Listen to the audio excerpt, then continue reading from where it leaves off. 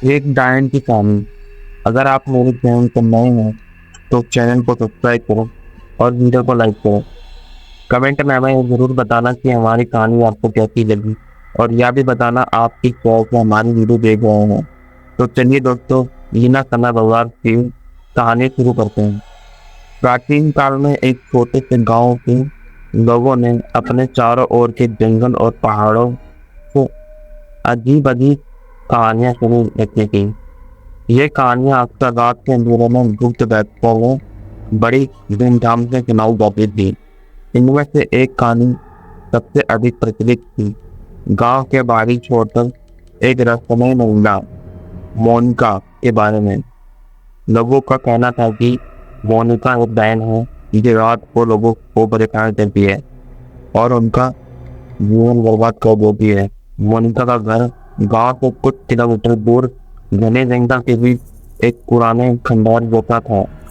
उसने कभी शादी नहीं की और उसके बारे में गांव में कई प्रकार की अफवाहें थी। कुछ लोग कहते थे कि मोनिका रात को जंगल में अजीब सी चीजें और अजीब चमकाती आंखें दिखाती हैं, जबकि कुछ का कहना था कि वह रात में बीमारियों और दुर्भाग्यों का कारण है। लेकिन सच्चाई क्या थी, क्या कोई जानता नहीं था।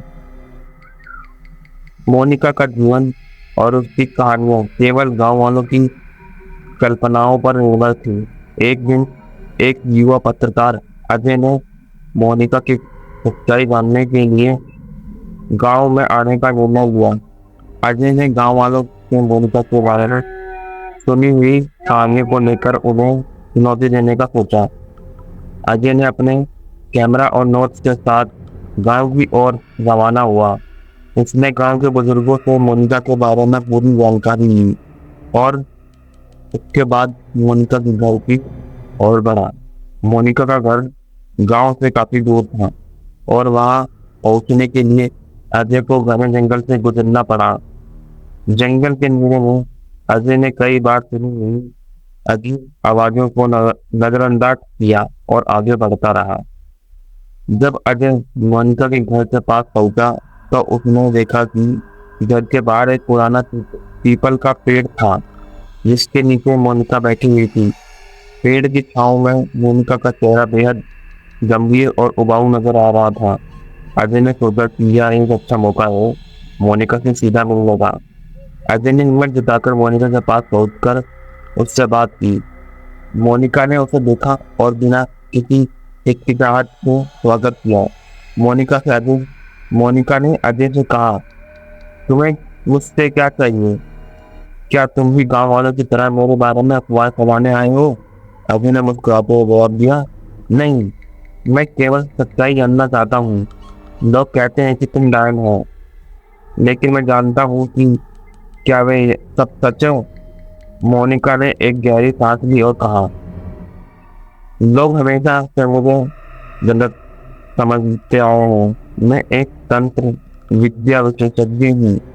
मेरी मदद से लोग अपनी समस्याओं का समाधान पाते हैं, लेकिन लोग मेरी तंत्र विद्या को गलत समझते हैं और मेरी सहायता को बुरा मानते हैं। अजय ने मोनिका की बातों को ध्यान से सुना और उसकी बातों में सच्चाई की झलक देखी। मोनिका ने उसे बताया कि वह गांव वालों की समस्याओं का समाधान करती है, लेकिन गांव वाले उसकी मदद को दान के रूप में मानते हैं। अजय ने मोनिका से कहा कि वह अगले दिन मोनिका की तंत्र विद्या की विधियों को देखना चाहता है। मोनिका ने उसे निमंत्रण दिया और कहा कि वह उसे अपने घर पर रात बिताने की अनुमति देगी। रात के समय अजय ने मोनिका के घर में रात बिताया और उसकी तंत्र विद्या की विधियों को बारीकी से देखा। मोनिका ने अजय को बताया कि उसने तंत्र विधियों से नकारात्मक ऊर्जा और बीमारियों को दूर किया है। रात के अंधेरे में अजय ने मोनिका के घर के आसपास अजीब आवाजें सुनी, लेकिन इसलिए मोनिका की बातों पर विश्वास करते हुए सोचा कि ये सब इसकी तंत्र विद्या का हिस्सा हो सकता है। मोनिका ने अजय को बताया कि गांव वालों के बारे में फैले अफवाहें और अजीब घटनाएं केवल उनकी अज्ञानता और डर का परिणाम है। अजय ने मोनिका की बातों को पूरी तरह से समझ लिया और उसने निर्णय लिया कि वह गांव वालों को मोनिका की सच्चाई बताएगा। अजय ने गांव लौटकर मोनिका की सच्चाई सबके सामने रखी। उसने लोगों को बताया कि मोनिका एक गाँव नहीं है, बल्कि एक विशेषज्ञ है जो उनकी समस्याओं का समाधान करती है।